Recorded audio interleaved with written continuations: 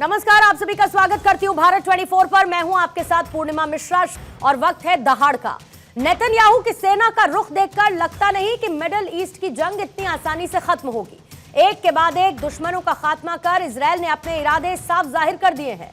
इस बार याना सिनवार का खात्मा कर दिया गया और यही याया सिनवार जिसकी तलाश नेतन्याहू की सेना शिद्दत से कर रही थी।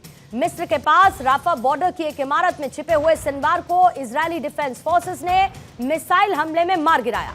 उसकी तस्वीरें भी आईडीएफ की तरफ से जारी की गई हैं। हमास के चीफ सिनवार की मौत से ठीक पहले का वीडियो सामने आया है जिसमें तबाह हो चुकी इमारत में बैठा हुआ याया सिनवार तड़पता हुआ दिखाई दे रहा है। वही सिनवार जिसे खान यूनुस का कसाई कहा जाता है। लाचार सा नजर आ रहा ये शख्स वही याया सिनवार है जिसे हमास का उसामा बिन लादेन भी कहा जाता है। डीएनए रिपोर्ट से यह साफ हो चुका है कि मारा गया शख्स याया सिनवार ही है। 7 अक्टूबर 2023 का दिन इजरायल कभी नहीं भूलेगा जब हमास के हैवानों ने सैकड़ों बेगुनाहों का खून बहा दिया था। 27 सितंबर को जब इजरायल ने हिजबुल्लाह चीफ हसन नसरल्लाह को मारा तब ईरान ने जबरदस्त काउंटर अटैक किया। 1 अक्टूबर को ईरान ने इजरायल पर करीब 200 मिसाइलें दागी जिसमें खतरनाक बैलिस्टिक मिसाइल फतह भी शामिल रही।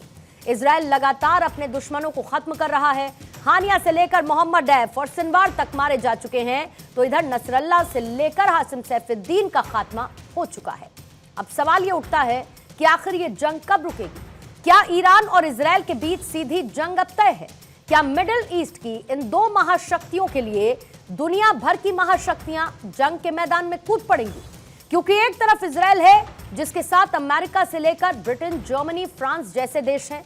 दूसरी तरफ ईरान है जिसके साथ रूस और चीन जैसी महाशक्तियां हैं। दहाड़ में आज हम मिडिल ईस्ट की टेंशन पर करेंगे बात, लेकिन उससे पहले नेतन्याहू ने क्या कहा सुनिएगा। Yahya Sinwar is dead.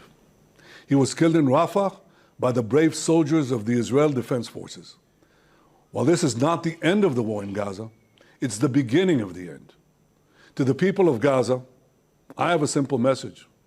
This war can end tomorrow. It can end if Hamas lays down its arms and returns our hostages. Hamas is holding 101 hostages in Gaza who are citizens of 23 countries, citizens of Israel, but citizens of many other countries. Israel is committed to doing everything in our power to bring all of them home. And Israel will guarantee the safety of all those who return our hostages.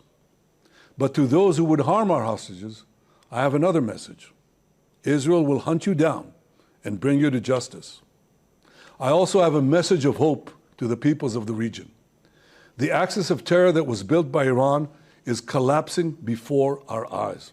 Sinwar का मारा जाना मेरे विचार से Israel भी एक कड़ी के रूप में देख रहा है ना। ये एक इंडिविजुअल लीडर मारा गया है, कोई और लीडर उभर के आ जाएगा, कोई नहीं भी आएगा। तो देखिए ये जो हालात हुए हैं अभी गाजा में हो रहे हैं, हज़ारों आतंकी और पैदा हो रहे हैं होंगे।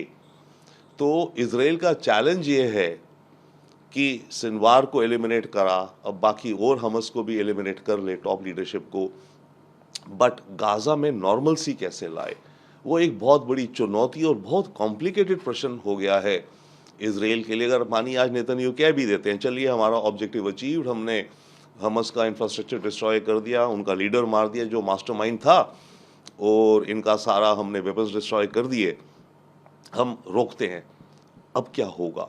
ये सबसे बड़ा एक चैलेंज हो गया है। तो आइए सबसे पहले सवालों का जिक्र कर देती हूं और उसके बाद मेहमानों से आपका तारुफ करवाऊंगी। पहला सवाल यही कि सिनवार की मौत से मिडिल ईस्ट में क्या और जंग भड़केगी? क्या इजरायल पर फिर से हमला करके ईरान बदला लेगा, काउंटर अटैक करेगा? ईरान इजरायल अगर भिड़े तो क्या महाशक्तियों में युद्ध तय है? हमास, हिजबुल्लाह लगभग खत्म है, लेकिन बंधक फिर कहां है? क्या ईरान ने पुराना हिसाब चुकता उससे करता हुआ इजरायल इस वक्त नजर आ रहा है?